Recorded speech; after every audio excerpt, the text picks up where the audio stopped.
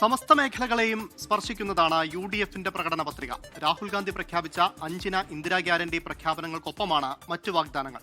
UDF അധികാരത്തിലെത്തിയാൽ silver line പദ്ധതി നടപ്പിലാക്കില്ലെന്നും കിഫ്ബിയും കേരള ബാങ്കും പുനഃപരിശോധിക്കുമെന്നും പ്രതിപക്ഷ നേതാവ് PD സതീശൻ പറഞ്ഞു. തെലങ്കാന മുഖ്യമന്ത്രി രേവന്ത് റെഡ്ഡി ഉൾപ്പെടെയുള്ള നേതാക്കൾ ചേർന്നാണ് പ്രകടന പത്രിക പുറത്തിറക്കിയത്.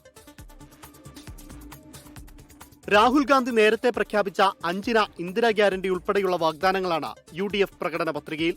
മുതിർന്ന പൗരന്മാരുടെ ക്ഷേമത്തിനായി പ്രത്യേക വകുപ്പ്, ചികിത്സാ ചെലവ് കുറയ്ക്കാൻ പ്രത്യേക പദ്ധതി, കേരളത്തിൽ മതസൗഹാർദ്ദം ഊട്ടിയുറപ്പിക്കാൻ മിനിസ്ട്രി ഓഫ് ടോളറൻസ്, വിവിധ സമുദായങ്ങളുടെ വിശ്വാസ സ്വാതന്ത്ര്യവും സംരക്ഷണവും ഉറപ്പുവരുത്തുവാൻ വേണ്ട നടപടികൾ സ്വീകരിക്കും, സഭാ തർക്കങ്ങൾ ശാശ്വതമായി പരിഹരിക്കാൻ എല്ലാ വിഭാഗങ്ങളെയും വിശ്വാസത്തിലെടുത്തുള്ള നടപടി സ്വീകരിക്കും.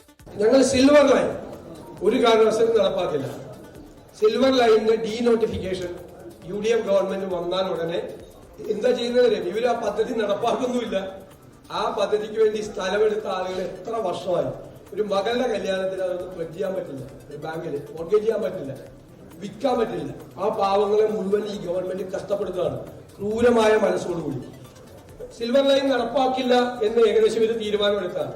എന്നിട്ടും ആ ഭൂമി നോട്ടിഫൈ ചെയ്ത ആളുകളെ, ആയിരക്കണക്കിന് ആളുകളെ കരയിക്കുകയാണ്. എത്ര പേര് വന്നാത്ത ആ സങ്കടം. മത്സ്യത്തൊഴിലാളികൾക്ക് വേണ്ടി പുതിയ ഭവന പദ്ധതി, റാഗിംഗ് തടയുന്നതിനു വേണ്ടി പുതിയ വകുപ്പും, സർവകലാശാലകളിലെ സ്വജനപക്ഷപാതവും ജാതി വിവേചനവും ഒഴിവാക്കാൻ നിയമനിർമ്മാണവും, സംസ്ഥാനത്തെ ലഹരിമുക്തമാക്കുന്നതിനു വേണ്ടിയുള്ള ബ്രേക്ക് ദ ഡ്രഗ് ചെയിൻ മുതൽ കോഴിക്കോട്, തിരുവനന്തപുരം ജില്ലകളിൽ ലൈറ്റ് മെട്രോ പദ്ധതിയും UDF പ്രകടന പത്രികയിൽ ഉൾപ്പെടുന്നു. സ്ത്രീ സുരക്ഷ, വിദ്യാഭ്യാസം, ആരോഗ്യം, കാർഷികം, സമുദ്ര വ്യോമയാന മേഖലകളെ സ്പർശിക്കുന്നതാണ് പ്രകടന പത്രിക. 24 കൊച്ചി.